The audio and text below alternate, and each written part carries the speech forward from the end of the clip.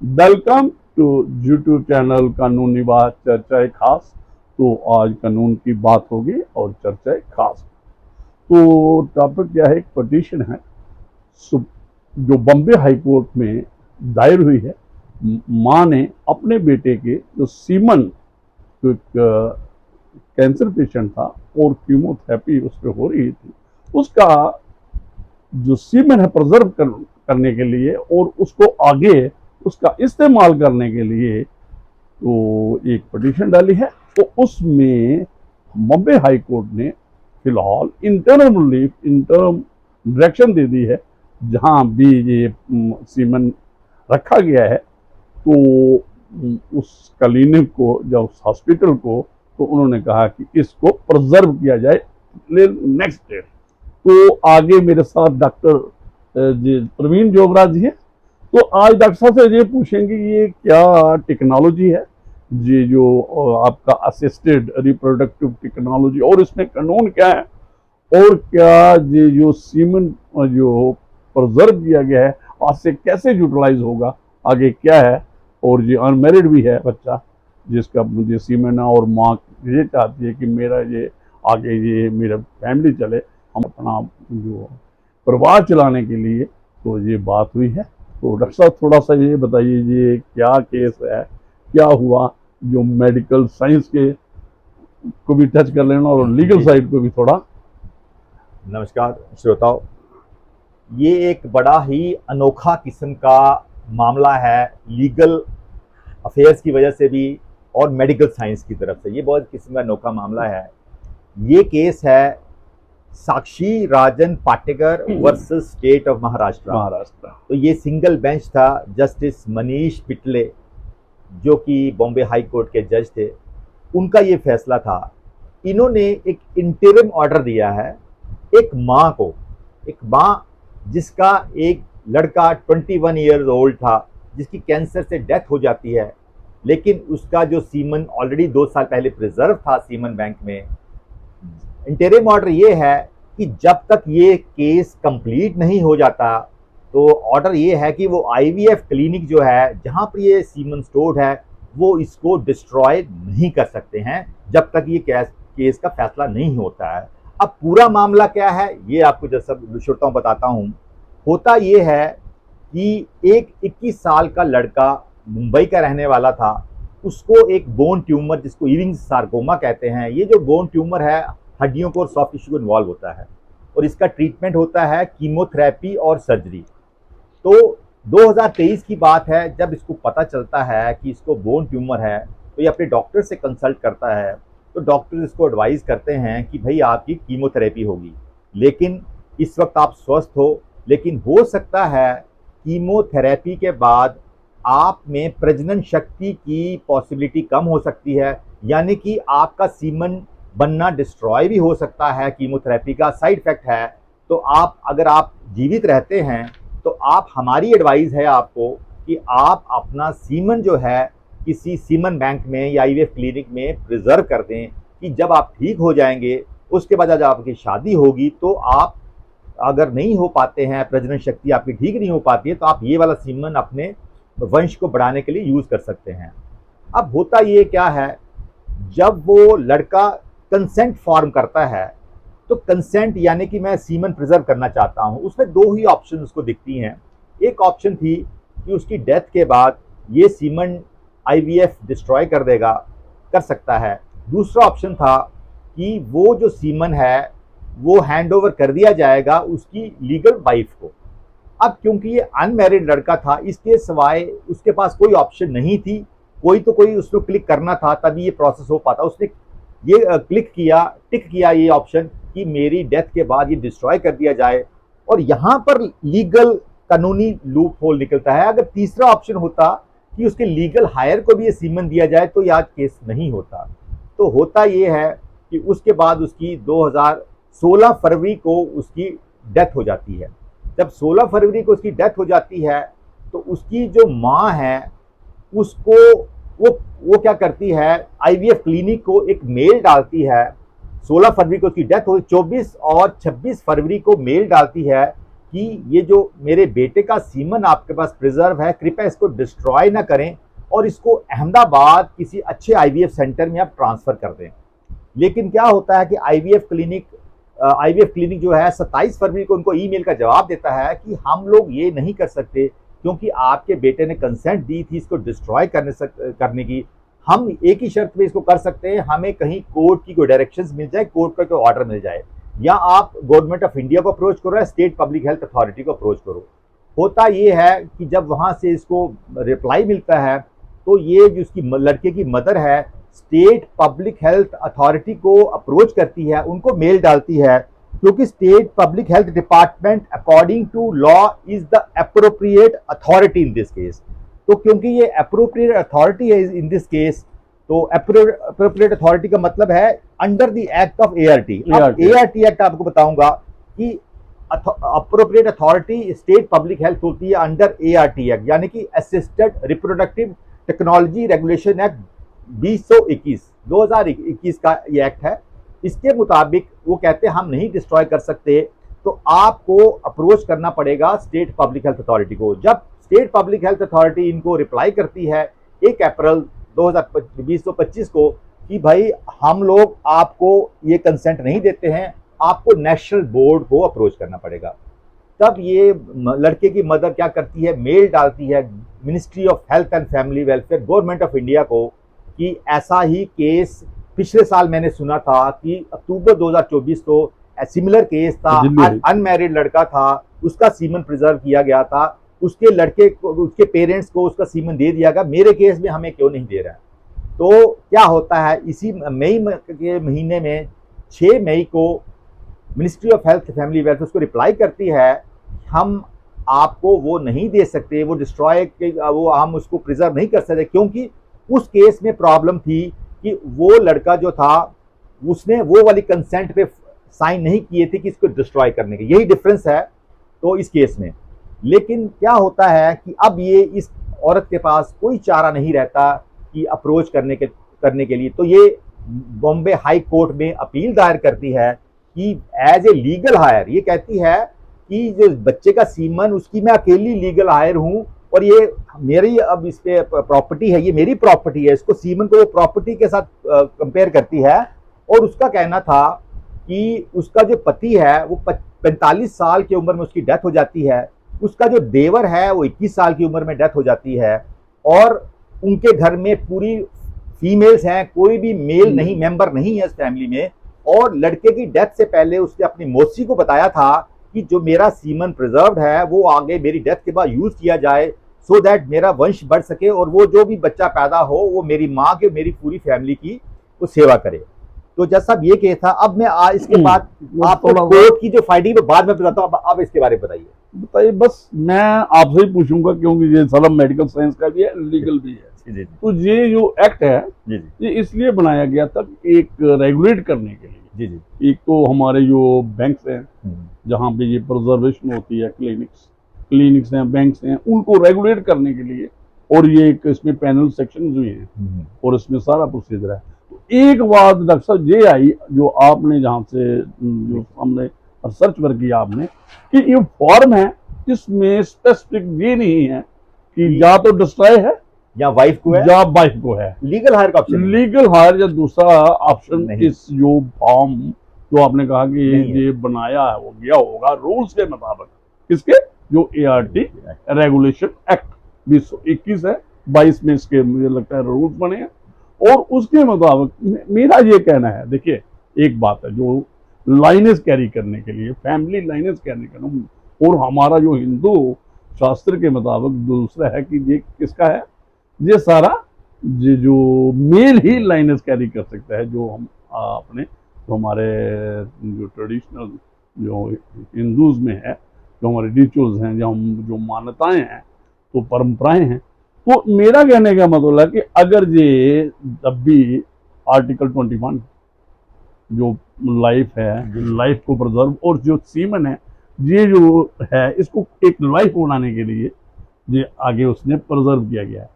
आप क्या देखते हो, ये तो देखिए ये रूल्स हैं, हैंडमेड्स होते हैं, ये प्रोसीजरल रूल्स हैं, और फिलहाल इसने सीमन रिलीज करने के लिए जो पिटीशन दायर की की है है। और जो सब्सटेंटिव है और मुझे लगता है रिट यूरिसडिक्शन इन्वोक की है, जी जी जी है ना। जी जी। और दूसरी बात आ गई, और इन कंप्लाइंस जो हमारा ये जो एक्ट है इसके मुताबिक ही जो प्रोसेस होगा। तो देखिए ये जो प्रोसीजर है इसको हम हाई कोर्ट कर सकते हैं, लेकिन जो आपने कहा बात है कि प्रॉपर्टी है, प्रॉपर्टी बिल्कुल है सीमेंट। देखिए प्रॉपर्टी क्या है, आगे बच्चे हैं, कैरियर होता है और एक पूरी फैमिली का है, और ये सारा मुझे लगता है कि ये वाकई ही उसकी प्रॉपर्टी है। और जैसे एक बेटा आगे वंश को बढ़ाता है, जहाँ जो भी फैमिली मेंबर जो ये तो हर एक की अपनी अपनी परंपराएं और धारणाएं हैं डिफरेंट रिलीजन में।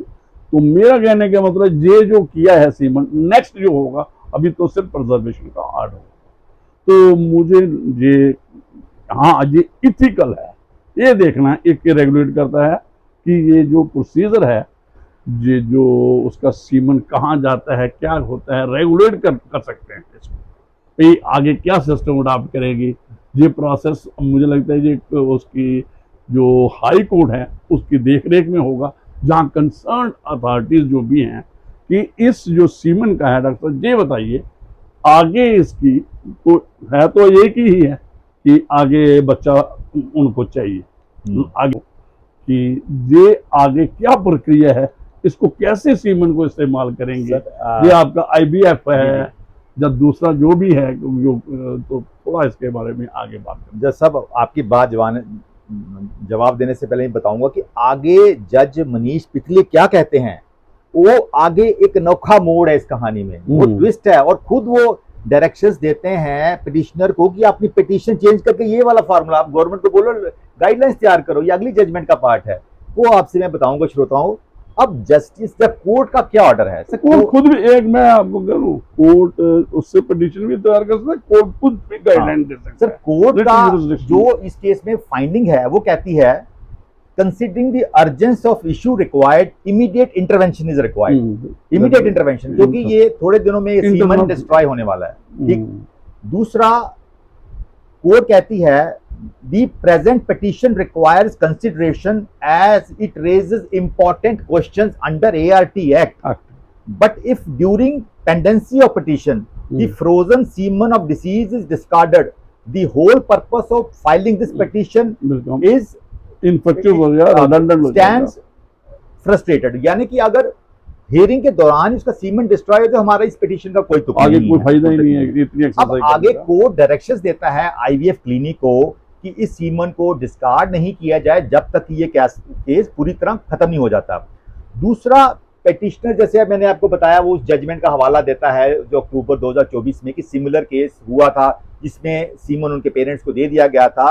तो उस केस में भी जज साहब ये नोट करते हैं कि उस वक्त जज जो दिल्ली हाई कोर्ट ने गवर्नमेंट ऑफ इंडिया को डायरेक्शंस दी थी और पूछा था कि क्या ऐसी जजमेंट में कोई लॉ बनाने की जरूरत तो नहीं है, अगर लॉ बनाने की जरूरत है तो हमें गाइडलाइंस बताइए। तो जज साहब क्या कहते हैं, अपने जो गवर्नमेंट के एडवोकेट थे यशोदीप देशमुख जो थे वो गवर्नमेंट के केस लड़ते, उनको डायरेक्शन दी जाती है कि पता करो और अगली हियरिंग होगी 30 जुलाई को।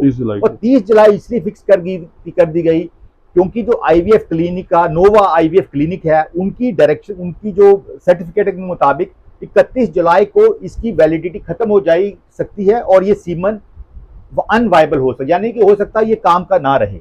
इसी वजह से अर्जेंसी ऑफ मैटर करके उन्होंने 30 दिन की डेट की। अगर उनको 30 तारीख को जजमेंट आती है तो हो सकता है ये अहमदाबाद अच्छे IVF सेंटर में ये ट्रांसफर ही हो सकता है जहां ये इसकी प्रिजर्वेशन शक्ति बढ़ सकती है। तो हो सकता है वो छोटा मोटा IVF सेंटर हो जहां प्रिजर्वेशन से 2 साल की होती हो। अदरवाइज नॉर्मल केसेस में श्रोता बता दूं कि जहां टेम्परेचर मेंटेन का है नॉर्मली हम 10 से 20 साल तक इसको प्रिजर्व कर सकते हैं और इसका टेम्परेचर होता है -196 डिग्री और लिक्विड नाइट्रोजन होता है, ये लिक्विड जिसमें ये प्रिजर्व किया जाता है -196 और 10-20 साल तक हो सकता है। लेकिन हो सकता है जैसे आपने बात की कि छोटा IVF सेंटर है, लेकिन ये भी मतलब 30 जुलाई अगर इसको ये प्रक्रिया ये कोर्ट लंबा चलता है ये मामला डिसीजन, तो इसको मुझे लगता है सबसे पहले जैसे डायरेक्शन है अच्छे IVF सेंटर में जहाँ जो ये आपका जो आप कह रहे हैं कि इतना टेम्परेचर मेंटेन करने के लिए, टेम्परेचर मैनेजमेंट के लिए सारा प्रोसीजर या सारी टेक्नोलॉजी वहाँ हो ऐसे में शिफ्ट सर, करना पड़ेगा। जैसा अब आगे कहते हैं, ART act currently lakhs clear legal guidelines ठीक ऑन पोस्थुमस रिप्रोडक्शन, यानी डेथ के बाद रिप्रोडक्शन की उनकी कोई क्लियर गाइडलाइंस नहीं है। अगर बंदे की डेथ हो जाती है, अनमैरिड आदमी है,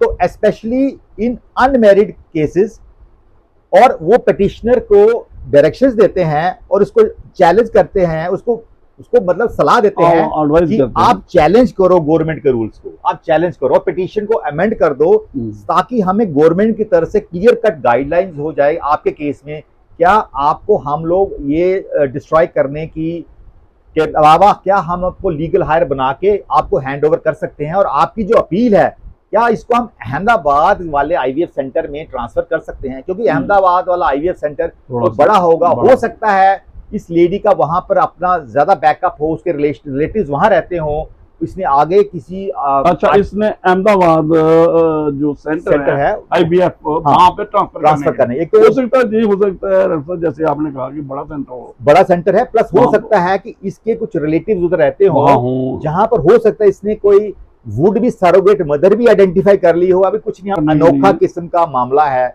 और थोड़ा सा आर्टिफिशियल इंसेमिनेशन के बारे में बता दूंगा। तो आर्टिफिशियल इंसेमिनेशन आजकल IVF क्लिनिक उन लोगों के लिए है जिनके औलाद नहीं होती है। जैसे हस्बैंड के पास सीमन नहीं है, तो उसका सीमन में स्पर्मेटोजोआ नहीं है, लेकिन मदर का एग ठीक है, उस केस में सीमन बैंक से हम कहीं भी ले सकते हैं। लेकिन सीमन बैंक के ये रूल्स हैं, कभी भी डोनर का सीमन कहीं डिस्क्लोज नहीं किया जाता है कि इसका बच्चे का फादर कौन हो सकता है, वुड बी। तो दूसरा ऑप्शन होता है कि मेल का सीमन बिल्कुल ठीक है उसमें, लेकिन मदर में कोई डिफेक्ट है कि ओवरी में डिफेक्ट, उस केस में क्या किया जाता है, फादर का सीमन लेके मदर का जो एग है निकाल के आर्टिफिशियल इंसेमिनेशन की जाती है और उसको वूम में डाल दिया जाता है। तो ऑर्डिनरी केस बताया ना आपने। और एक सरोगेट मदर भी है, एक सरोगेट मदर भी है जो फिल्म इंडस्ट्री में बड़ा कुछ मैंने देखा सुना कि कोई भी फीमेल क्या है, खुद माँ बनने की वो पीड़ा 9 महीने नहीं सहन कर सकती, तो वो पैसे के जोर हायर कर सकते हैं, उसको हम सरोगेट मदर कहते हैं। किसी गरीब आदमी, किसी थर्ड पार्टी को, मदर को उसका वूम हायर कर सकते हैं, तो ये सरोगेट मदर कहते हैं उसको हम। लेकिन इसमें भी आइडेंटिटी डिस्क्लोज की जाती है, इसीलिए ये केस बहुत अनोखा किस्म का है। लेकिन डॉक्टर साहब, आपने काफी दो सरोगेट मदर के बारे में बात हो गई आपने, और जहां दोनों पार्टी को तो सीमन की ठीक है डिस्क्लोज नहीं हुआ, लेकिन जो दूसरी एक्सरसाइज है कंसेंट देने वाले बंदे भी हैं, पर इसका जो अभी कंसेंट उसने नहीं है, बड़ा एक अनोखा इंटरेस्टिंग है। और इसमें मुझे लगता है लॉ डेवलप होता है, ऐसी बात नहीं, बाइबल है, रोज जो भी है कानून आता है, ये जो उन्होंने कहा इसको पिटीशन ठीक करो, क्योंकि रूल्स अगर वैसे हैं जैसे इन्होंने कहा कि भाई अनमैरिड है, ये भी एक बात है, मैरिड होता तो कंसेंट देता, मेल है या फीमेल है, कि मेरे एग का क्या करना, मेरे इसका सीमन का करना है। अब भी उसकी माँ बात कह रही है, माँ को भी ये प्रूव करना पड़ेगा कि वाकई ही उसकी इंटेंशन लाइनेज कैरी करने के लिए, अपनी फैमिली को बढ़ाने के लिए, मेल मेंबर नहीं। डॉक्टर साहब एक और बताइए, अगर ये बात हो, हमने अभी मैरिड पे हम नहीं बात करेंगे, फॉर एग्जाम्पल जी गारंटी थोड़ी कि वाकई ही सन होगा आगे। नहीं सर, आपकी बात, हाँ यू आर राइट, लेकिन फीमेल भी हो सकती है। हाँ, नहीं, लेकिन जब वो लड़के ने कंसेंट साइन की थी, उसने अपनी मौसी को बताया मेरे घर में जो भी औलाद होगी ठीक है ना, वो मेरे घर की सेवा करेगी, इसमें कोई वो नहीं है, मेल फीमेल की वो बात नहीं है, अभी बात भी नहीं है, मतलब सन की लाइनें आगे जाएगी, सन की जाएगी या लड़की की जाएगी तो सही ना सर, मतलब सन की जाएगी ना पहले, बिल्कुल। सीमन जो है वो आपने कहा प्रॉपर्टी है, और उसका ही आगे जो भी एक बेबी आएगा, जो भी प्रोसीजर है, जो आपने असिस्टेड रिप्रोडक्टिव जो हमारा ये एक्ट है, कानून है, तो मेरा ये कहने का मतलब ये है, तो अब भी थोड़ा सा ये बताइए, एक तो बात आ गई कि कंसेंट ठीक है मां दे देगी, इसका क्या आगे ये प्रिजर्व भी हो गया है, सीमन भी प्रिजर्व हो गया है, नेक्स्ट कोर्स ऑफ एक्शन जो कोर्ट के पास है, तो सीमन अगर रिलीज हो गया मां के हक में, तो मां आगे क्या इसको क्या करेगी, कैसे करेगी, ताकि दर्शकों को अगर कोर्ट ने इसको कहा कि मुझे मदर को दे दिया, लेट इट बी थ्रू देना है, गाइडलाइन रहेगी, इस पे वो रहेगी, सर्वेलेंस रहेगी, सारा प्रोसेस आगे चलता रहेगा, और वो वक्तन मुझे लगता है जे इस पे तो वो मॉनिटर होगी प्रोसीडिंग सारी। ऐसा नहीं है लास्ट तक, जब तक हाई कोर्ट ये जो फाइनल इसका डिस्पोजल नहीं करे इस पिटीशन का, तो मैं अगर टेम्परेरी इसका रिलीज हो जाता है, सीमन हो जाता है, आगे प्रोसेस बताइए जो लीगल फर्दर। जब सब बात यह है कि ये एक हिस्टोरिक जजमेंट है। मैं क्यों इसकी हिस्टोरिक बार बार कर रहा हूँ, क्योंकि ये assisted reproductive technology regulation act 2021 में बना था, यानी कि 4 साल पहले, और अभी तक इस एक्ट के मुताबिक ऐसे केस आए भी नहीं है। एक केस आया था, लेकिन उस केस में कंसेंट डिस्ट्रॉय की नहीं थी। ये पहला टाइप का केस है जिसमें कंसेंट उसने थी डिस्ट्रॉय करने की। तो अब इस केस में, इस स्पेसिफिक केस की बात कर रहा हूं, मुझे नहीं लगता इस मदर को अगर इसको सीमन डिस्ट्रॉय नहीं भी किया जाए इसको कोई फायदा होने वाला है। क्यों? क्योंकि 30 जुलाई को इसकी वायबिलिटी है, इसकी 31 जुलाई तक इसकी वायबिलिटी है सीमन की। हो सकता है जिस आईवीएफ में है उनका जो सीमन बैंक है इतना हाई टेक्नोलॉजी का ना हो, वो सिर्फ 2 साल के लिए ही उनका सीमन प्रिजर्व कर सकता हो सकता है कि 30 तारीख को जजमेंट आती है कोर्ट की, भाई ये सीमन को प्रिजर्व नहीं किया जाए, हैंड ओवर करिए। लेकिन अब एक दिन बचा 31 जुलाई को, एक दिन में अगले दिन सीमन डिस्ट्रॉय हो जाएगा। लेकिन इस केस में जो जजमेंट आएगी वो आने वाली जनरेशन के लिए, आने वाले केसेस के लिए काफी फायदेमंद है। लॉ डेवलप होता है, लॉ इवॉल्व होगा, लेकिन फ्यूचर में अगर कोई ऐसा केस आएगा तो उसको पूरी तरह उसके लिए गाइडलाइंस तैयार मिलेंगी इस जजमेंट में। कॉन्स्टिट्यूशनल मैटर है ये, अगर देखा जाए तो राइट्स है। अच्छा ये मुझे बताइए, जो मैं आपको एक और हाइपोथेटिकल लगा लो कि अगर ये सीमन सर्वाइव करता है, ठीक है, और ये रिलीज हो जाता है, और जहाँ इसको बड़े बैंक जो अच्छा बैंक है जहाँ पे शिफ्ट कर लॉन्गेविलिटी इसकी बन जाती है, तो उसके रिलीज हो जाता है, यहाँ उसी जो बड़ा सेंटर है वहां पे ही दूसरा जो प्रोसीजर अडॉप्ट किया जाता है फर्टिलाइजेशन के लिए, जहाँ जैसे सरोगेसी है या क्या है, थोड़ा सा उसको दर्शकों को बताइए कि इस सीमन का कैसे यूटिलाइजेशन होती है, ताकि हमारा दोनों टच हो जाएंगे। हाँ बिल्कुल। मेडिकल देखिए इस केस में मुझे नहीं लगता ये सीमन वायबल रहेगा, लेकिन इन केस जैसे आपने बोला अगर सीमन वायबल होता है तो जैसे कि वो मदर कह रही कि अहमदाबाद में शिफ्ट कर दिया जाए। दूसरी पॉसिबिलिटी ये हो सकता है कि उन्हीं के रिलेशन में कोई चाइल्डलेस मदर हो। नहीं वो तो डॉक्टर साहब मैं बीच में आपको बिल्कुल, वो तो उन्होंने ही अरेंज करना है, नहीं तो कोर्ट वाले करेंगे, नहीं आईवीएफ सेंटर वाले करेंगे, वो तो वही उन्होंने रेज करना है। सरोगेसी के लिए जाएंगे, जहाँ कहीं सीमन जो फर्टिलाइजेशन के लिए, जैसा भी नेक्स्ट कोर्स ऑफ वो तो इस केस में नेक्स्ट कोर्स ऑफ एक्शन 2 ही रहेंगे। अगर कोई भी उस बैंक में अप्लाई करता है कि हमें सीमन की जरूरत है, तो हो सकता है ये सीमन दे दिया जाए, यूज कर लिया जाए आईवीएफ सेंटर में, उसी आईवीएफ सेंटर में, कहीं और बड़े में हो जाएगा। मोस्टली आईवीएफ सेंटर जहां बैंक होता है तो वहीं पे वो प्रोसेस अरेंजमेंट करते हैं, तो थोड़ा सा उनका भी इंटरेस्ट रहता है, वहीं पे वो आईवीएफ का पूरा प्रोसेस प्रक्रिया को करते हैं फॉलो।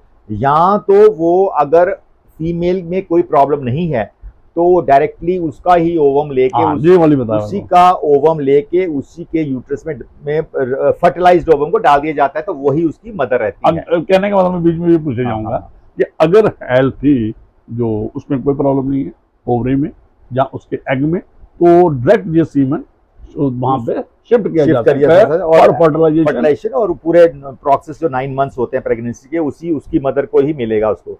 लेकिन इन केस कोई ऐसा कपल आता है जो कि सीमन चाहता है, जहां की मदर में फॉल्ट है, वो बच्चा पैदा नहीं कर सकती, उसकी मदर की वो अच्छा नहीं, यानी कि उसके यूट्रस में ऐसी कोई प्रॉब्लम है, वहां बच्चा ठहर नहीं सकता। मेरी बात समझ नहीं? एक मिनट डॉक्टर साहब एक बात कहूं, देखिए मैं ये तो एक सीमन है ये प्रॉपर्टी बांधते हो आप, अगर काफी इंटरेस्ट ले रही है, ऑब्वियसली जो अभी जो मदर करेगी, जो भी इन्वॉल्व करेंगे मदर को, चाहे सरोगेसी के लिए करेंगे, उसकी बॉम्ब लेंगे, जहाँ आउटसाइड फर्टिलाइजेशन जो भी आपका प्रोसेस है होगा वो हेल्थ ही होगी। आप उसमें ये वाली बात निकाल दो कि वो कोई उसमें डिफेक्ट हो फर्टिलाइजेशन में, जहाँ हमें चाहिए बच्चा चाहिए, कैसे बच्चा, हेल्थी बच्चा सर जिस सीमन से निकले, ताकि एक लोगों में बात जाए। देखिए ये सीमन वाइबल हम ह्यूमन लाइफ बने, हम ये प्रिज्यूम करते चलते हैं कि ये सीमन वाइबल है, ठीक है? बाइबल है और आगे हाँ। ह्यूमन लाइफ बनानी है। और 95% केसेस में क्या होता है, प्लीज जो डिफेक्ट का मदर का क्या होता है, मदर की एग बिल्कुल ठीक होता है, 100% 99% में ठीक होता है। प्रॉब्लम होती है जिस रास्ते सीमन जाते हैं ओवरी में, आप जो वो बताइए फैलोपियन ट्यूब ब्लॉक होती है। तो वो तो हाँ, हाँ, अब क्योंकि वो ट्यूब ब्लॉक होती है, लेकिन अगर वही फर्टिलाइज्ड एग जो है उसी माँ का लेके अंडर लेबोरेटरी कंडीशंस दोबारा उसको उसी वूम्ब में डाल दिया जाए तो बच्चा पूरा पैदा हो सकता मैं है। आपको रोक लेता हूँ, मैं समझ गया आपकी बात जो जी। आपने जो इसमें कही। तो इसका ये बात ये है कि अगर सेपर साइड में देखा जाए तो जो आप कह रहे हो जो इनकी जो आउटसाइड करवाना चाहिए फर्टिलाइजेशन और बाद में इंडक्ट करना चाहिए, वैसा ही नॉर्मली वैसा ही होता है, होना चाहिए। वैसा ही होता है सर। आज तो अंदर आईवीएफ सेंटर्स में ऐसा ही होता है मोस्टली, मतलब सीधा इंडक्ट नहीं करना चाहिए, सीधा इंडक्ट वाला प्रोसेस में फेलियर के ज्यादा चांसेस बहुत हाई है होते हैं, लेकिन मोस्टली ऐसा ही किया जाता है। और आगे कितनी सर्विलेंस रखेगा, क्योंकि टेक्नोलॉजी काफी एडवांस हो गई। आज से कुछ साल पहले वो डायरेक्ट वाला सिस्टम भी होता था, लेकिन अब नहीं होता है। मोस्टली पूरा आईवीएफ सेंटर्स का यही क्वालिटी है उनका, इसी पे उन्होंने काम किया होता है। जेनेटिक जो सेंटर्स होते हैं तो वो आर्टिफिशियल कंडीशंस में फर्टिलाइज करते हैं, उसके वूम में डाल दिया जाता है और वहां पे ग्रो करता जाता है। पूरा पूरा मॉनिटरिंग होती है पूरे 6 to 9 मंथ तक, बच्चे की ग्रोथ हो रही है नहीं हो रही है, बाई एक्सपर्ट फर्टिलिटी स्पेशलिस्ट। एक और डॉक्टर साहब मैंने इसमें पढ़ा कि जो जेनेटिक जो ये जब जो आपने प्रोसेस बताया आउटसाइड वाला, ठीक है, इसमें जो जेनेटिक डिफेक्ट्स कोई आगे हैं होने वाला है, दोनों में वो भी एक चेक हो जाता है। बिल्कुल बिल्कुल, है ना? वैसे भी सर जो आईवीएफ केसेस में, ऐसे केसेस में इतना जेनेटिक डिफेक्ट्स होने के चांसेस बहुत हाई वही मैंने कहा, वो लेबोरेटरी लैब में ही जेनेटिक डिफेक्ट्स होने के आर्टिफिशियल इंसेमिनेशन बहुत हाई होते हैं, तो हो भी सकते हैं। लेकिन ये एक अनोखा मामला है, इस मदर को फायदा हो ना हो, लेकिन आने वाली जनरेशंस में ART आप डॉक्टर साहब क्यों होप नहीं करते? आप कहो कि भाई जी आप हम इसको लाइव बनाना चाहते हैं, क्योंकि ताकि जो पिटिशनर कोर्ट में आया है, क्योंकि बात यह है कि मैं उस मदर की दाद देता हूं जिसने एक बहुत बड़ा बर्निंग इशू समाज में डाला है और इवन कोर्ट को सोचने पे मजबूर हो गया है। ART एक्ट जिन्होंने बनाया उनको भी सोचने पे मजबूर हो गया है कि ऐसा ऑप्शन अगर आ जाए अनमैरिड लड़के का जिसने कंसेंट पे लिखा हो कि ऑप्शन डिस्ट्रॉय किया जाए, क्यों ना हम एक ऑप्शन ऐसा भी बनाएं कंसेंट फॉर्म में, हो जाएगा। और अगर ऐसा कंसेंट फॉर्म आता, मुझे लगता है कि ये एक बहुत हिस्टोरिक और लैंडमार्क जजमेंट होगी। ये देखिए डॉक्टर साहब, जो मैं कहता हूँ ना, हमने जो देखे हैं केसेस, तो आप ही देखते हो, ये जो हैंडमेड टूल्स होते हैं, जो प्रोसीजर है, प्रोसेस है, हमें क्या करना है कि हमें एक अच्छे कंक्लूजन तक, अच्छी चीज जस्ट पहुंचना है कि लाइफ इसको सीमन को लाइफ में कन्वर्ट बनाना है। और उसमें ये कुछ नहीं है, ये फॉर्म है कि भाई ठीक है, आपने उसने लिखा मेरी वाइफ को दिया जाए। अगर वाइफ नहीं है, अनमैरिड है, तो कई चीजें आप देखते होंगे पीछे, पहले एक उसको मिलती थी जो आप कहते थे प्रेगनेंसी टर्मिनेशन का, मैरिड को, तो अभी जजमेंट सुप्रीम कोर्ट ने कहा, उन्होंने कहा कि भाई ये अनमैरिड को भाई आर्टिकल 14 की वायलेशन है। तो अगर वो वाली बात, अगर वाइफ नहीं है, अनमैरिड है, सीमेन को प्रिजर्व है और लाइफ आगे बढ़ाना चाहती है फैमिली, तो मुझे नहीं लगता इसमें कोई प्रॉब्लम आने चाहिए ये कि कोई प्रोसीजर है। हाँ, सबसे बड़ा जो इम्पोर्टेंट दो रोल है जो है, एक तो ये सीमेन प्रिजर्व रहे, इसको शिफ्ट करना पड़े बड़ी लाइब्रेरी में, जो IVF सेंटर जो आपने कहा क्लिनिक है, जो एक बैंक है जहाँ पे ये प्रिजर्व रहेगा, और जो वो पूरा जो इसकी जो सीमेन है, आगे से स्पर्म जो भी है, इसकी फर्टिलाइजेशन प्रॉपर हो, और ये सारा जो आपने कहा कि जो बाहर ही अच्छा होता है डायरेक्ट इंडक्ट करने से, तो ये सारी बातें अगर, और आगे एक खुशखबरी की बात होगी, एक जाएगा कि जैसा कि कानून ने इंटरवीन किया, IVF सेंटर ने किया, और वहाँ पे एक चाइल्ड, मेल फीमेल की कोई बात नहीं है, उस बच्चे का जो अनमैरिड था, और उसकी ये भी मॉडिफिकेशन की कि वो डिस्ट्रॉय करिए, लेकिन मदर का और मौसी ने उसको कहा था।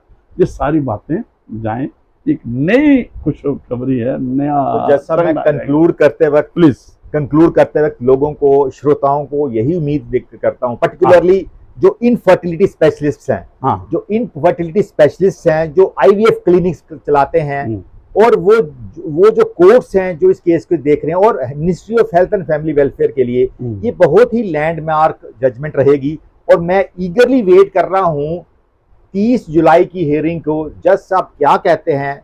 और हो सकता है इनफर्टिलिटी के वर्ल्ड में एक नया इतिहास, नया अध्याय जुड़ा जाए, और एक नया कंसेंट फॉर्म निकले, और एक नई जजमेंट आ जाए। और आने वाले वक्त में अगर ऐसा ही कोई केस आता है जिसकी अनमैरिड लड़के की या डेथ हो जाती है और उसका सीमन प्रिजर्व होता है, उसमें लॉ का लीगल हायर का मदर को उस लीगल को अपने वंश बढ़ाने के लिए, चाहे मेल है या फीमेल बच्चा होता है, उसमें कोई भी अड़चन नहीं आनी चाहिए। तो मुझे लग रहा है कि स्वर्णिम युग की शुरुआत होगी, क्योंकि आप देख रहे हैं आने वाले वक्त में, आजकल के जमाने में, जबकि लड़की बहुत लेट की मैरिज हो रही है, 30 इयर्स में आजकल लड़की की मैरिज हो रहा है, और लड़कों को भी considering increase drug intake, alcohol, 50 सामाजिक टेंशनें, आपने देखा इंडिया का फर्टिलिटी रेट काफी कम हो गया है, जो कि इस जमाने में बहुत ज्यादा होता है। और आने वाले वक्त में एक आईवीएफ जो है एक बहुत बड़ी उम्मीद की किरण है चाइल्डलेस कपल्स के लिए, ये बहुत बड़ी उम्मीद की किरण रहेगी। और मुझे लगता है ये एक लैंडमार्क जजमेंट है जिसके लिए हम लोग अगली दोबारा हम ज्वाइन कर सकते हैं जब ये जजमेंट आती है। तब तक जज साहब आप कंक्लूड कीजिए। प्लीज एक और बात आई जो आपने कहा, समझो जो आपने कहा कि जो फर्टिलिटी रेट्स हैं वो कम आ रहे हैं, और जो अब एक और है, एक तो मैरिज वाली बात आपने की कि अनमैरिड, तो कई जगह पे लिव इन रिलेशन में बच्चे रहते हैं, उनके पास टाइम ही नहीं है कि वो जैसे आपके सरोगेसी में कि मेरी हेल्थ खराब हो जाएगी, बच्चा वो हायर करते हैं बॉम्ब। एक वो वाली बात आई। अगर लिव इन रिलेशन में है तो आईवीएफ सिस्टम की तरफ जाना एक, और जो टेक्नोलॉजी आ चुकी है तो एक मतलब एक बड़ी बात है। वो मुझे लगता है, हम होप करते हैं, हम तो हर वक्त पॉजिटिव सोचते हैं बिल्कुल कि ये जो सीमन है ये प्रिजर्व रहे, और इससे इसकी प्रॉपर फर्टिलिटी हो, और ये एक हेल्थी बच्चा इससे आए। आगे वो क्या प्रक्रिया है, क्या टेक्नोलॉजी है, क्या जो साइंटिस्ट हैं या डॉक्टर लोग हैं ये क्या करते हैं, और जजेस का भी बड़ा रोल हो।